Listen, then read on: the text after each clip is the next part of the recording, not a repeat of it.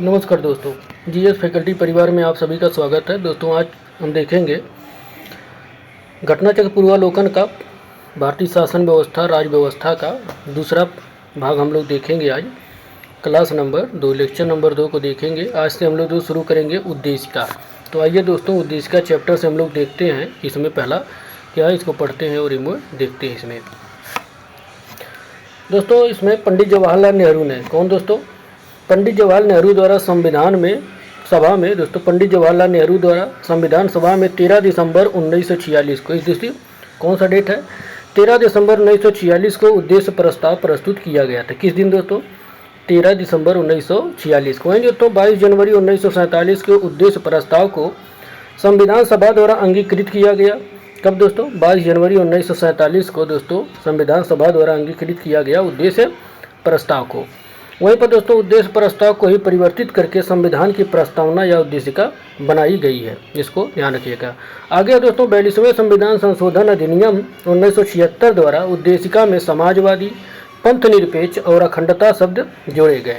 तो दोस्तों ये कहीं न कहीं क्वेश्चन पूछा है, तभी इसमें दिया गया है कि किस संविधान संशोधन द्वारा समाजवादी, पंथ निरपेक्ष और अखंडता शब्द जोड़े गए, तो 42वें द्वारा जोड़े गए हैं। आगे दोस्तों भारतीय संविधान की उद्देशिका ने भारत को संपूर्ण प्रभुत्व संपन्न, समाजवादी, पंथ निरपेक्ष, लोकतंत्रात्मक राज्य के रूप में घोषित किया है। आइए आगे देखते हैं। संविधान की उद्देशिका पर नागरिकों को 3 प्रकार के न्याय, कौन कौन से दोस्तों, सामाजिक, आर्थिक और राजनीतिक न्याय सुनिश्चित करती है। तो ये दोस्तों पूछता है कि कितने प्रकार के न्याय है, तो 3 प्रकार के, कौन कौन से, सामाजिक, आर्थिक और राजनीतिक। वहीं पर दोस्तों उद्देशिका संविधान के विधिक निर्वाचन में सहायक है। आगे है सर अल्लादी कृष्णा स्वामी अय्यर के अनुसार उद्देशिका हमारे सपनों और विचारों का प्रतिनिधित्व करती है। जिसको आप लोग ध्यान दीजिएगा, एक कोटेशन है दोस्तों पूछा है। वहीं पर दोस्तों के.एम. मुंशी के अनुसार क्या है, उद्देशिका हमारे प्रभुत्व संपन्न लोकतंत्रात्मक राज्य की जन्म कुंडली है। दोस्तों ये पूछ सकता है कि किसने उद्देशिका को जन्म कुंडली कहा है दोस्तों, तो कौन, के.एम. मुंशी ने कहा है। वहीं दोस्तों प्रस्तावना अर्थात उद्देशिका को संविधान का भाग केशवानंद भारती बनाम केरल राज्य 1973 वाद में स्वीकार किया गया था। किसमें, केशवानंद भारती बनाम केरल राज्य में किया गया था। वहीं पर इससे पूर्व बेरुवारीवाद, कौन दोस्तों, बेरुवारीवाद 2 है, 1960 में उद्देशिका को संविधान का अंग नहीं माना गया था। आइए आगे देखते हैं। आगे दोस्तों गोलकनाथ बनाम पंजाब राज्य 1967 के प्रकरण में उद्देशिका को संविधान की मूल आत्मा कहा गया। तो किसमें कहा गया संविधान की मूल आत्मा, दोस्तों गोलकनाथ और पंजाब राज्य के वाद में कहा गया। वहीं आगे है बम्बई बनाम यूनियन ऑफ इंडिया वाद 1994 में उच्चतम न्यायालय ने अवधारणा पुनः स्पष्ट की कि उद्देशिका संविधान का भाग है तथा पंथ निरपेक्ष संविधान का मूल लक्षण है। तो किसमें कहा गया, बम्बई बनाम यूनियन ऑफ इंडियन वाद में उच्चतम न्यायालय ने यह घोषित किया। वहीं पर दोस्तों उद्देशिका की प्रकृति न्याय योग्य नहीं है, इसको आप लोग ध्यान दीजिएगा कि पूछता है कि उद्देशिका की प्रकृति न्याय योग्य है या नहीं है, तो इसमें नहीं है। वहीं प्रस्तावना में विचार, अभिव्यक्ति, विश्वास, धर्म और उपासना की स्वतंत्रता की बात की गई है। तो दोस्तों आप लोग ध्यान दीजिएगा, इसमें पूछता कि स्वतंत्रता की बात कितनी की गई है, कौन कौन से, तो विचार है, अभिव्यक्ति है, विश्वास है, धर्म और उपासना की स्वतंत्रता की बात इसमें कही गई है। वहीं पर दोस्तों इसमें प्रतिष्ठा और अवसर की समता भी उल्लिखित है। कौन दोस्तों, प्रतिष्ठा और अवसर की समता भी उल्लिखित किया गया है। आइए आगे देखते हैं। आगे दोस्तों की प्रस्तावना को संविधान की आत्मा भी कहा जाता है। डॉक्टर भीमराव अम्बेडकर ने सांविधानिक उपचारों के अधिकार को संविधान की आत्मा और हृदय माना है। कौन दोस्तों, डॉक्टर अम्बेडकर ने इसे माना। वहीं पर दोस्तों के.एम. मुंशी ने उद्देशिका को राजनीतिक जन्म पत्री कहा है। कौन, के.एम. मुंशी ने कहा। इसको पूछा है दोस्तों कि किसने जन्मपत्री कहा है उद्देशिका को, के.एम. मुंशी ने कहा। इसको आप लोग ध्यान दीजिएगा। आगे देखते हैं दोस्तों कि सुभाष कश्यप ने इसे क्या कहा है।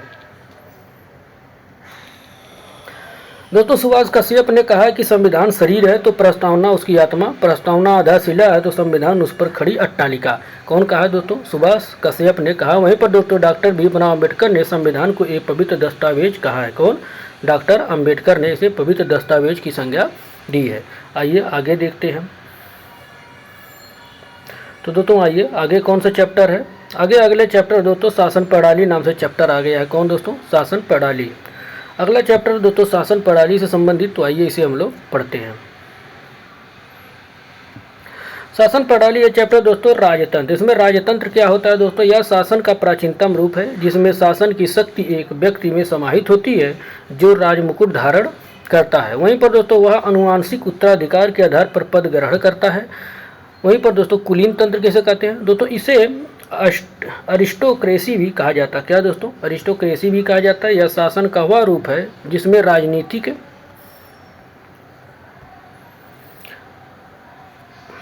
जिसमें राजनीतिक सत्ता थोड़े से लोगों में निहित होती है तथा वह इसका प्रयोग करते हैं। वहीं पर दोस्तों तानाशाही किसे कहते हैं दोस्तों? इसे अधिनायक तंत्र भी कहा जाता है। यह एक ऐसे शासन का रूप है जिसमें एक व्यक्ति का निरंकुश शासन होता है जो बल प्रयोग के माध्यम से अपने पद पर आसीन होता है तथा किसी के भी प्रति उत्तरदायी नहीं होता है, उसे तानाशाही कहते हैं। आइए प्रजातंत्र किसे कहते हैं उसे देख लेते हैं। वर्तमान समय में शासन का सबसे अधिक लोकप्रिय रूप प्रजातंत्र है। ध्यातव्य है कि प्रजातंत्र वहाँ विद्यमान होता है जहाँ जनता में सत्ता निहित होती है तथा जनता को संप्रभुता प्राप्त होती है, वहाँ पर प्रजातंत्र होता है। आगे दोस्तों प्रजातांत्रिक या लोकतांत्रिक शासन प्रणाली के कई रूप है जिनमें प्रमुख है कौन को? तो दोस्तों संघात्मक शासन है, एकात्मक शासन इसके प्रमुख अंग है। वहीं पर दोस्तों इन शासन प्रणालियों को व्यवहारता दोस्तों संसदीय शासन व्यवस्था तथा अध्यक्षीय शासन व्यवस्था के रूप में जाना जाता है। राज्य के महत्वपूर्ण तत्व हैं कौन दोस्तों? संप्रभुता, जनसंख्या, भूभाग और सरकार या सत्ता राज्य के महत्वपूर्ण तत्व या अंग माने जाते हैं। वहीं पर दोस्तों किसी भी राज्य का अनिवार्य तत्व संप्रभुता होती है। इसके बिना कोई भी राज्य की श्रेणी में नहीं आता। किसके बिना दोस्तों? संप्रभुता के बिना, क्योंकि संप्रभुता नहीं रहेगी दोस्तों तो आपके राज्य में या राष्ट्र में कोई भी हस्तक्षेप कर सकता है। आगे दोस्तों वर्ष 1947 के पहले एक राज्य के रूप में हमारा देश भारत संप्रभु नहीं था, क्योंकि उस समय भारत की जनता का शासन नहीं था बल्कि ब्रिटिश क्राउन का शासन था। इस वजह से भारत संप्रभु नहीं था। आगे की भारतीय संविधान के अनुसार देश में संसदीय शासन प्रणाली को अपनाया गया है जिसमें जनता द्वारा चुने हुए प्रतिनिधि ही शासन व्यवस्था का संचालन करते हैं। आइए आगे देखते हैं। आगे दोस्तों कि संसदीय शासन प्रणाली को मंत्रिमंडलीय शासन प्रणाली भी कहा जाता है। क्या दोस्तों? मंत्रिमंडलीय शासन प्रणाली भी कहा जाता है। वहीं इस प्रणाली में संसद विधि निर्माण की सर्वोच्च संस्था होती है। कौन दोस्तों? संसद इसमें विधि निर्माण की सर्वोच्च संस्था होती है एवं कार्यपालिका अपने समस्त कृत्यों के लिए संसद के प्रति जवाबदेही होती है। किसके प्रति दोस्तों? संसद के प्रति जवाबदेही होती कौन दोस्तों? कार्यपालिका होती है। वहीं पर संसदीय शासन प्रणाली में कार्यपालिका का अस्तित्व विधायिका में उसके विश्वास प्राप्ति अर्थात बहुमत तक रहता है। भारत की राजनीतिक व्यवस्था में संपूर्ण सत्ता को केंद्र एवं राज्यों में संवैधानिक रूप में बांटा गया। किसमें दोस्तों? केंद्र और राज्यों में संवैधानिक रूप से बांटा गया है। यह सर्वोच्च सत्ता जनता में निहित होती है। किसमें दोस्तों? यह सर्वोच्च जो सत्ता होती है वो जनता में निहित होती है। और भारतीय प्रशासनिक राजनीतिक व्यवस्था विशुद्ध रूप में एक लोकतांत्रिक गणतंत्र है। इस तरीके से दोस्तों है लोकतांत्रिक गणतंत्र भारत की शासन व्यवस्था। आगे क्या है दोस्तों कि अध्यात्मक शासन प्रणाली। कौन दोस्तों? अध्यात्मक शासन प्रणाली जिसे हम राष्ट्रपति या शासन के नाम से भी जानते हैं। इसमें दोस्तों कार्यपालिका शक्ति वास्तविक रूप में राष्ट्रपति में निहित होती है। किसमें दोस्तों? राष्ट्रपति में निहित होती है अध्यात्मक शासन प्रणाली में असली शक्ति। अध्यात्मक शासन प्रणाली का सर्वोत्तम उदाहरण दोस्तों अमेरिका की राजनीतिक प्रशासनिक व्यवस्था। किसकी दोस्तों? अमेरिका दोस्तों है जहाँ पर अध्यात्मक शासन प्रणाली चलती है। दोस्तों अध्यात्मक शासन प्रणाली में राष्ट्रपति विधि को भंग नहीं कर सकता, विधायिका को भंग नहीं कर सकता। किसमें दोस्तों? विधायिका को। दोस्तों अध्यात्मक शासन प्रणाली में सत्ता केंद्रीकृत होती है। वहीं राष्ट्रपति ही कार्यपालिका का प्रमुख होता है। और अध्यात्मक शासन प्रणाली में राष्ट्रपति अपने मंत्रियों के चुनाव में स्वतंत्र होता है और मंत्रियों के चयन में व्यवस्थापिका की भूमिका नाम मात्र की होती है। वहीं भारतीय संविधान की प्रस्तावना में प्रयुक्त वाक्य हम भारत के लोग यह स्पष्ट करता है कि भारत में सत्ता एकमात्र स्रोत जनता है। कौन दोस्तों? जनता है, जो प्रतिनिधियों का निर्वाचन सत्ता संचालन हेतु करती है। अतः भारतीय लोकतंत्र में जनप्रतिनिधियों को जनता के सेवक का दर्जा प्राप्त है।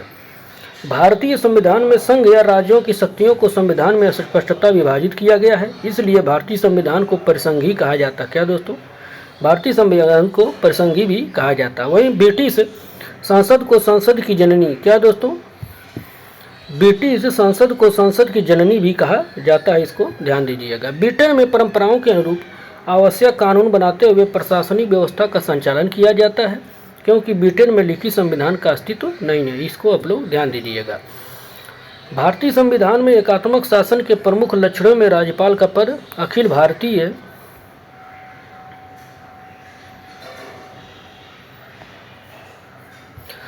भारतीय सेवाएं, एकल नागरिकता, आपातकालीन प्रावधान तथा राज्यसभा में असमान प्रतिनिधित्व शामिल है। दोस्तों, भारत एक गणतंत्र है। इसका आशय यह है कि भारतीय राजनीतिक प्रशासनिक व्यवस्था के सर्वोच्च पद पर निर्वाचित व्यक्ति आसीन होता है। भारतीय संविधान में संघात्मक एवं एकात्मक दोनों व्यवस्थाओं के तत्व पाए जाते हैं, परंतु भारतीय संविधान मूलतः संघात्मक है। केसी व्हीयर ने भारत को अर्धसंघात्मक राज्य कहा है। कौन दोस्तों? केसी व्हीयर ने। वहीं दोस्तों जी आस्टी ने भारतीय संघवाद को सहकारी संघवाद की संज्ञा दी है। भारतीय संविधान अधिक कठोर तथा अधिक लचीले के मध्य एक संतुलन स्थापित करता है।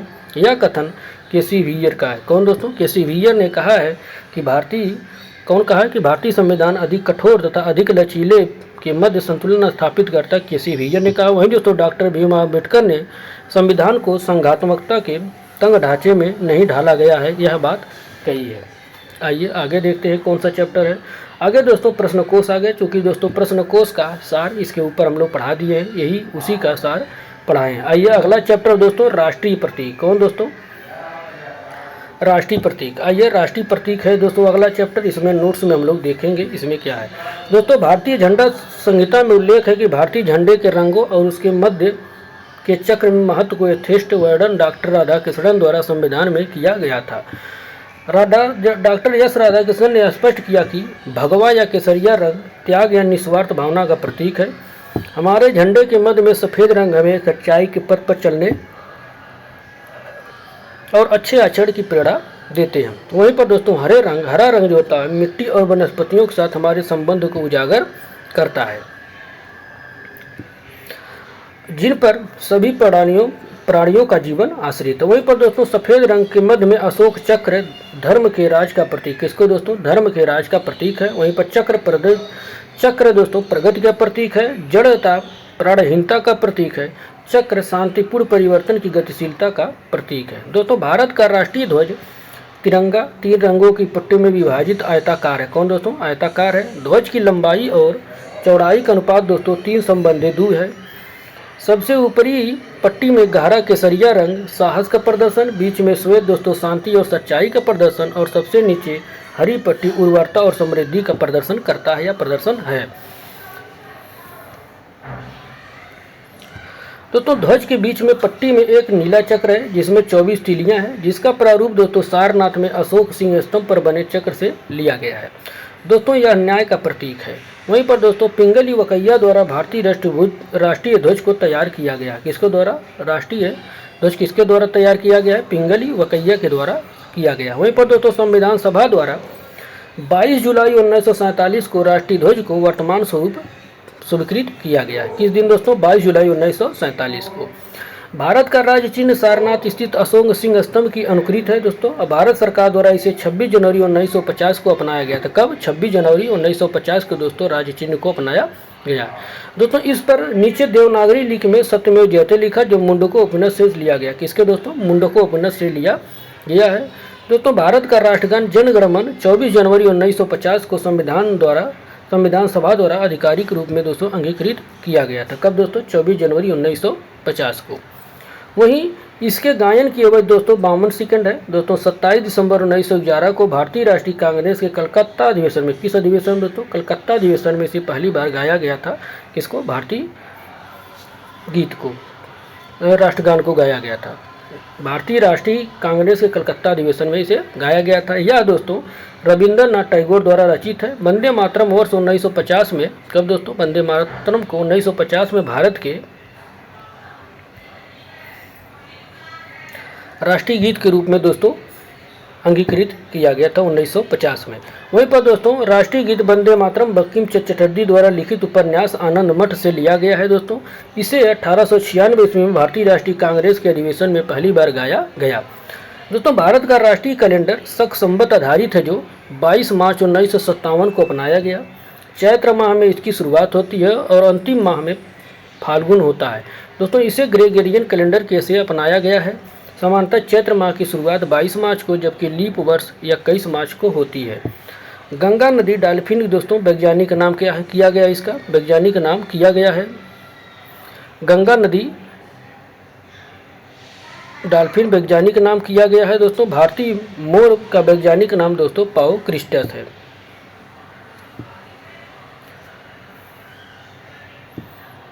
वहीं पर दोस्तों राष्ट्रीय पक्षी तथा बाघ वैज्ञानिक नाम पैंथरा टाइगरस है। वहीं पर दोस्तों भारत के राष्ट्रीय पशु के रूप में स्वीकार किया गया है। वर्ष 2008 में भारत सरकार द्वारा गंगा नदी को दोस्तों राष्ट्रीय नदी के रूप में घोषित किया गया है।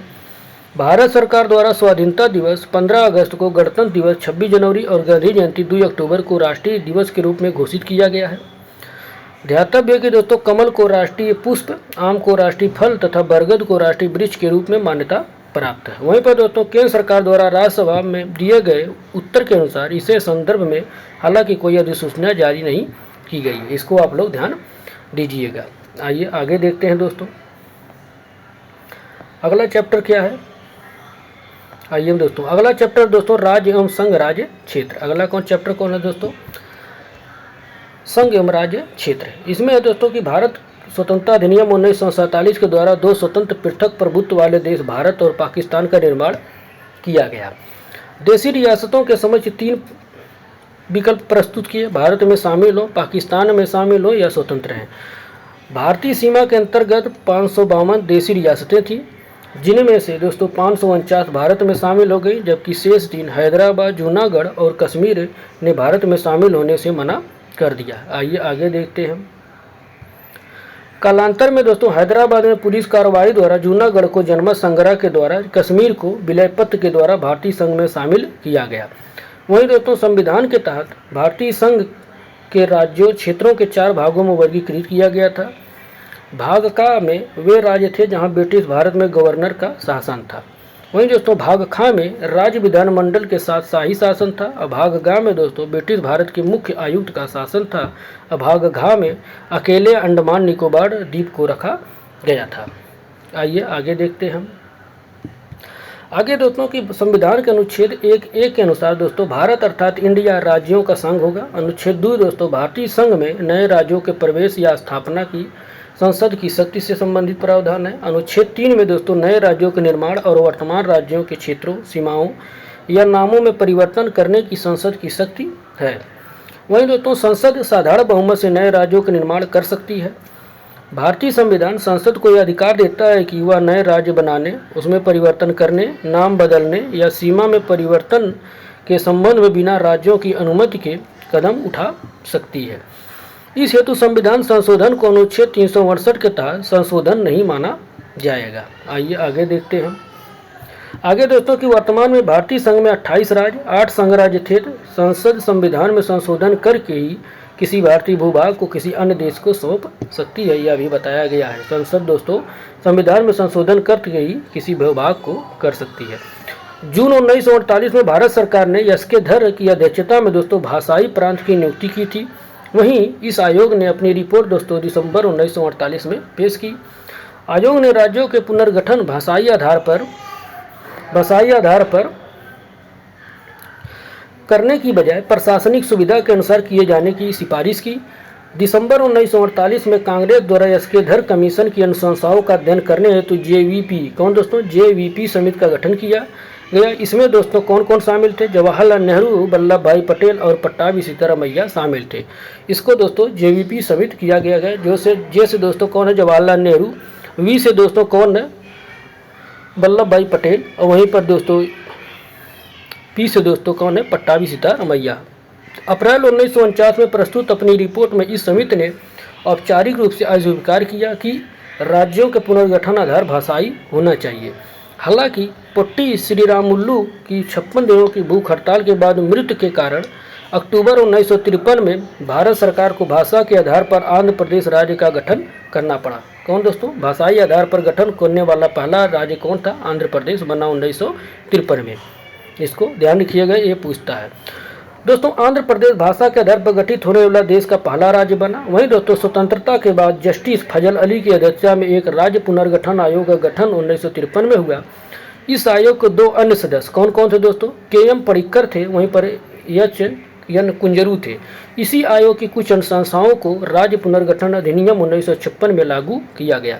आगे क्या है दोस्तों, नए राज्यों का गठन कब कब किया गया दोस्तों, एक और राज्य है, एक और गठन वर्ष है दोस्तों। आंध्र प्रदेश का गठन 1 अक्टूबर 1953 को, गुजरात का 1 मई 1960 को, नागालैंड का 1 दिसंबर 1963 को, हरियाणा का 1 नवंबर 1966 को, हिमाचल प्रदेश का 25 जनवरी 1971 को, मेघालय का 21 जनवरी 1972 को, मणिपुर का 21 जनवरी 1972 को। आइए आगे देखते हैं। त्रिपुरा का 21 जनवरी 1972, सिक्किम का 16 मई 1975, मिजोरम का 20 फरवरी 1987 को, अरुणाचल प्रदेश का 20 फरवरी 1987 को, गोवा को 30 मई 1987 को, छत्तीसगढ़ का 1 नवंबर 2000 को, उत्तराखंड का 9 नवंबर 2000 को, और झारखंड का 15 नवंबर 2000 को, और तेलंगाना का 2 जून 2014 को गठन किया गया। आइए आगे देखते हैं दोस्तों। आगे है दोस्तों प्रश्न कोश। आइए अब देखते हैं अगला चैप्टर कौन है। अगला चैप्टर कौन है दोस्तों, नागरिकता। कौन दोस्तों, नागरिकता से संबंधित हम लोग आइए पढ़ते हैं।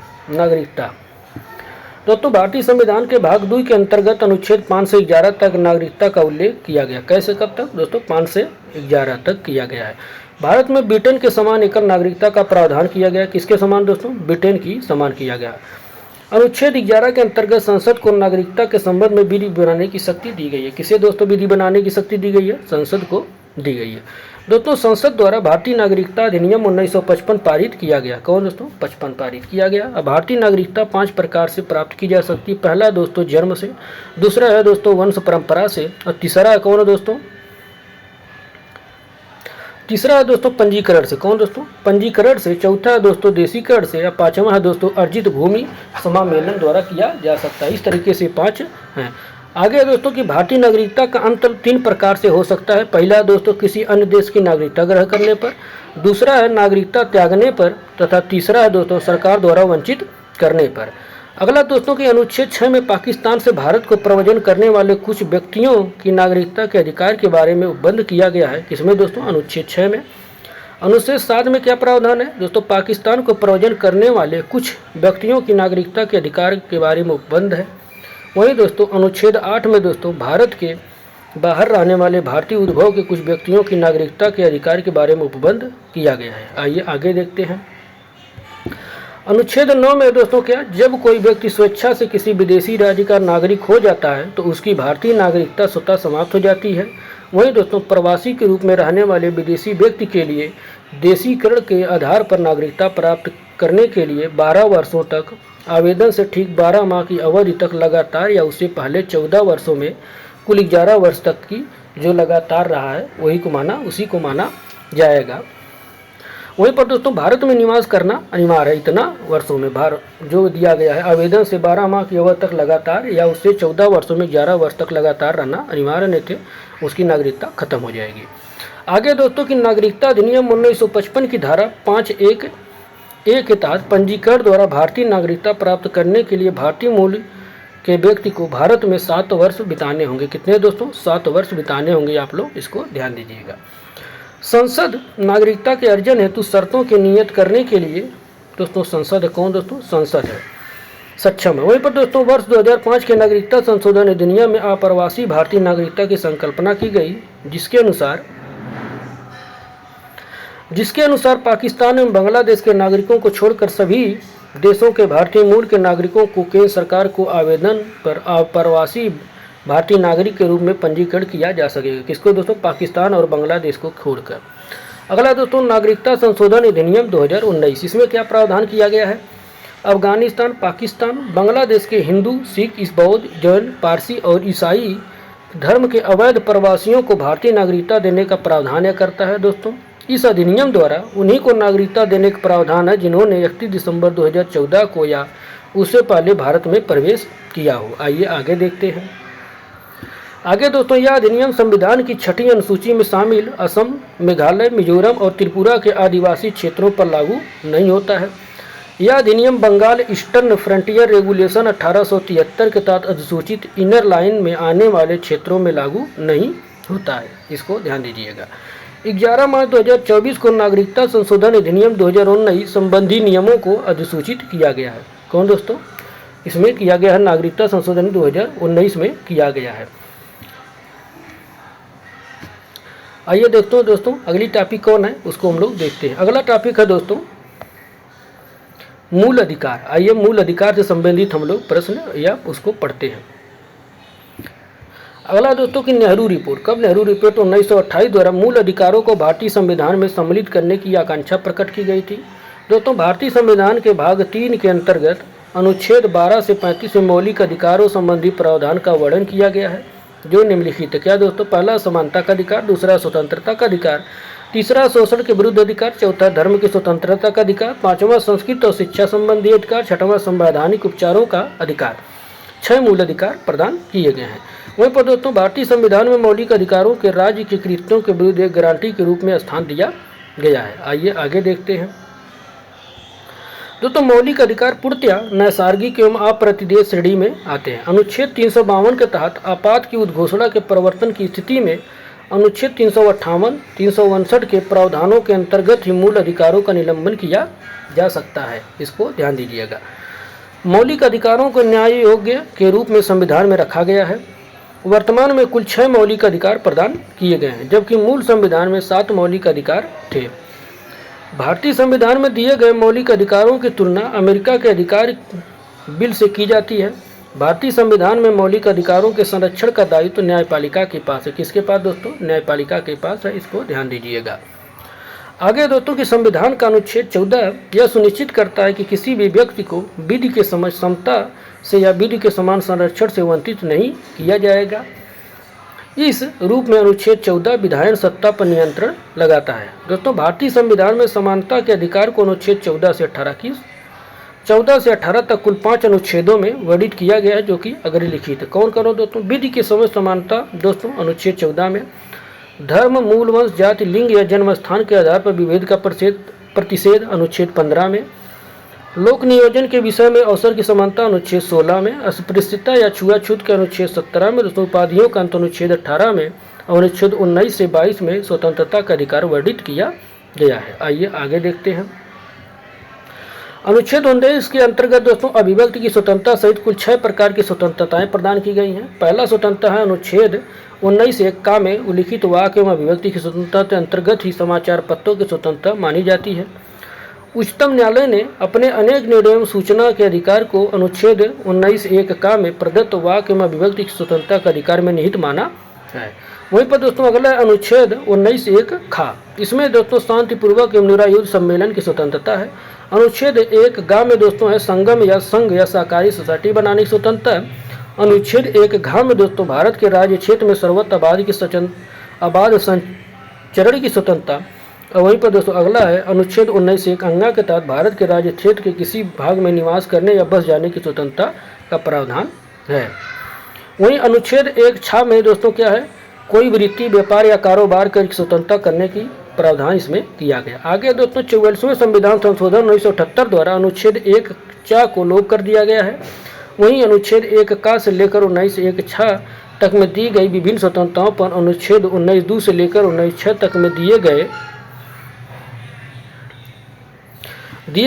विभिन्न आधारों पर निर्बाध आरोपित किए जा सकते हैं। दोस्तों अनुच्छेद 20 का संबंध अपराधों के लिए 2 सिद्धि के संबंध में संरक्षण से है। वहीं पर अनुच्छेद 21 का संबंध दोस्तों प्राण एवं दैहिक स्वतंत्रता के संरक्षण या जीवन के अधिकार से है। दोस्तों अनुच्छेद 21 का शिक्षा के अधिकार से संबंध रखता है। अनुच्छेद 22 में दोस्तों कुछ दशाओं में गिरफ्तारी और निरोध का संरक्षण का प्रावधान किया गया है। भारतीय संविधान का अनुच्छेद 24 दोस्तों 14 वर्ष से कम आयु के बालकों को कारखाने, खनन इत्यादि परिसंकट क्षेत्रों में नियोजन को निषिद्ध करता है, जबकि अनुच्छेद 23 मानव के दुर्व्यवहार और बलात्संग का प्रतिषेध करता है।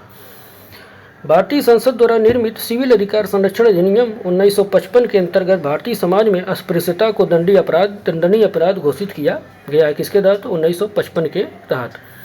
आइए आगे देखते हैं। भारतीय संविधान का अनुच्छेद 21 में प्रयुक्त दैहिक स्वतंत्रता शब्दावली का संचरण का अर्थ कहीं भी जाने का अधिकार यानी विदेश भ्रमण भी निहित है। उच्चतम न्यायालय ने जीवन साथी चुनने का अधिकार मूल अधिकार मानते हुए इसे अनुच्छेद 21 में निहित माना है। वहीं उच्चतम न्यायालय ने उन्नीकृष्ट बनाम आंध्र प्रदेश मामले 1993 में संविधान के अनुच्छेद 21 के कार्यक्षेत्र का विस्तार कर शिक्षा के अधिकार को उसमें शामिल किया था। वहीं दोस्तों धार्मिक स्वतंत्रता के अधिकार अनुच्छेद 25 के अंतर्गत प्रत्येक व्यक्ति को अपने धर्म का प्रचार करने का अधिकार है, जिसमें सिखों का कृपाण धारण करने एवं रखने का अधिकार समाहित है। भारतीय संविधान का अनुच्छेद 26 धार्मिक कार्यों के प्रबंध की स्वतंत्रता संबंधित है, जबकि अनुच्छेद 29 का संबंध अल्पसंख्यक वर्गों के हितों के संरक्षण से संबंध रखता है। अनुच्छेद 30 में क्या दोस्तों, अल्पसंख्यक वर्गों के शिक्षा संस्थाओं की स्थापना प्रशासन करने के अधिकार से संबंधित है। वहीं पर दोस्तों भारतीय संविधान के 44वें संशोधन अधिनियम 1978 द्वारा संपत्ति के अधिकार को मूल अधिकार की श्रेणी से हटाकर अनुच्छेद 300 का के तहत विधिक अधिकार की श्रेणी में डाल दिया गया है। भारतीय संविधान के अनुच्छेद 32 के अंतर्गत संवैधानिक उपचारों का अधिकार उल्लिखित है। मूल अधिकारों के न्यायिक संरक्षण हेतु अनुच्छेद 32 के अंतर्गत उच्चतम न्यायालय तथा अनुच्छेद 226 के तहत उच्च न्यायालयों की शक्ति प्रदान की गई है। आइए आगे देखते हैं। आगे दोस्तों कि सर्वोच्च न्यायालय अथवा उच्च न्यायालय मूल अधिकारों के परिवर्तन हेतु क्रमशः अनुच्छेद 32 और अनुच्छेद 226 के तहत कई प्रकार के विशेष आदेश जारी करता है, जिन्हें प्रादेश या रिट कहते हैं। पहले रिट है दोस्तों बंदी प्रत्यक्षीकरण। बंदी प्रत्यक्षीकरण किसे कहते हैं दोस्तों, इसके द्वारा न्यायालय किसी गिरफ्तार व्यक्ति को न्यायालय के सामने प्रस्तुत करने का आदेश देता है। यदि गिरफ्तारी का तरीका का कारण गैर कानूनी या असंतोषजनक है तो न्यायालय बंदी को छोड़ने का आदेश दे सकता है। अगला दोस्तों परमादेश। परमादेश किसे कहते हैं दोस्तों, यह आदेश तब जारी किया जाता है जब न्यायालय को लगता है कि कोई सार्वजनिक पदाधिकारी अपने कानूनी और संवैधानिक दायित्वों का पालन नहीं कर रहा है और इससे किसी व्यक्ति का मौलिक अधिकार प्रभावित हो रहा है। आइए अगला देखते हैं। अगला है दोस्तों प्रतिषेध। कौन? प्रतिषेध। इसे किसे कहते हैं, जब कोई निचली अदालत अपने अधिकार क्षेत्र का अतिक्रमण करके किसी मुकदमे की सुनवाई करता है तो ऊपरी अदालतें अर्थात उच्च न्यायालय या सर्वोच्च न्यायालय उसे ऐसे करने से रोकने के लिए प्रतिषेध आदेश जारी कर सकता है। आइए अगला देखते हैं दोस्तों। अगली रीत क्या है दोस्तों, अधिकार परीक्षा। अगली रीत कौन है, अधिकार परीक्षा। जब न्यायालय को लगता है कि कोई व्यक्ति ऐसे पद पर नियुक्त हो गया है जिस पर उसका कोई कानूनी हक नहीं है, तब न्यायालय अधिकार परीक्षा आदेश के द्वारा उसे उस पद पर कार्य करने से रोक देता है। अगला दोस्तों उत्प्रेषण। जब कोई निचली अदालत या सरकारी अधिकारी बिना अधिकार के कार्य करता है तो न्यायालय, उच्च न्यायालय या सर्वोच्च न्यायालय को उसके समझ विचाराधीन मामलों को उससे लेकर उत्प्रेषण द्वारा उसे ऊपर की अदालत या अधिकारी को हस्तांतरित कर देता है। आइए अगला देखते हैं। आगे दोस्तों संविधान का अनुच्छेद 352। इसके तहत दोस्तों युद्ध व आक्रमण के कारण राष्ट्रपति द्वारा आपातकालीन की घोषणा किए जाने पर अनुच्छेद 358 के तहत अनुच्छेद 19 में वर्णित मूल अधिकार स्वतः ही निलंबित हो जाते हैं। अनुच्छेद 20 एवं 21 को छोड़कर अन्य मूल अधिकारों को निलंबित करने की शक्ति राष्ट्रपति को अनुच्छेद 359 के तहत प्राप्त है। भारतीय संविधान में 44वें संशोधन के बाद अनुच्छेद 20 एवं 21 के अंतर्गत प्राप्त मूल अधिकारों को निलंबित नहीं किया जा सकता है। आगे दोस्तों बच्चन सिंह बनाम पंजाब राज्य के मामले में उच्चतम न्यायालय ने बहुमत के निर्णय से अभिनिर्णित किया कि मृत्यु कारित करने के लिए मृत्युदंड का वैकल्पिक दंड अनुच्छेद 14, 19 और 21 का अतिक्रमण नहीं करता है और संविधानिक है। इस तरीके से दोस्तों आज के क्लास में हम लोग यहीं तक रहने देते हैं। आगे के क्लास में दोस्तों हम लोग किस टॉपिक से शुरू करेंगे आपको बता देते हैं। अगली टॉपिक दोस्तों राज्य के नीति निर्देशक तत्व से हम लोग शुरू करेंगे। तो आज के क्लास में हम लोग यहीं से रहते थे। धन्यवाद दोस्तों। जाकर प्लेलिस्ट में दोस्तों पहला वाला पार्ट आप लोग जरूर देखिएगा। धन्यवाद।